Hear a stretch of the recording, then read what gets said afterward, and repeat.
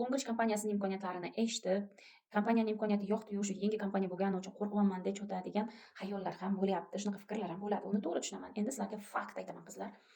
Kompaniya 2026-yil 12-iyun kuni O'zbekistonda o'zini qonuniy ish faoliyatini boshladi. Bu kompaniya bizga через Qozog'iston orqali kirib keldi. Qozog'istonda yanvar oyining oxirida kirib kelgan va через Qozog'iston orqali SNG mamlakatlarga kirib kelayotgan kompaniya hisoblanadi. Qozog'istonda yangi kompaniya, O'zbekistonda chaqaloq kompaniya hisoblanadi. Bu degani Longrich kompaniyasi endigina ishini boshlagan kompaniya emas qizlar.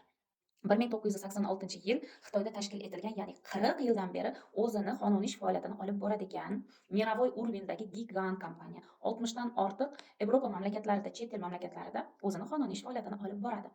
Hattoki Longrich kompaniyasi 2008-yil 7-avgust kuni Xitoyda o'zini MLM biznes sifatida ro'yxatdan o'tkazgan. Bu nima degani? O'zini tarmoqli marketing asosida ish faoliyatini olib borishini va o'zini mahsulotlarini faqat partnyorlari, hamkorlari orqali to'g'ridan to'g'ri sotish imkoniyatini yo'lga qo'yganligi va to'g'ridan to'g'ri qilayotgan mehnatlariga daromad to'lashi to'g'risida o'zini sertifikati va o'zini litsenziyasiga ega bo'lgan kompaniya hisoblanadi.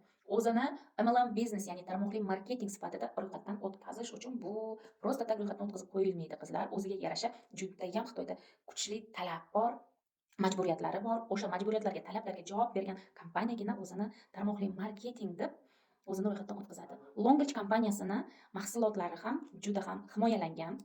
Ya'ni kompaniyani bironta bir mahsulotini potelkasi yo'q.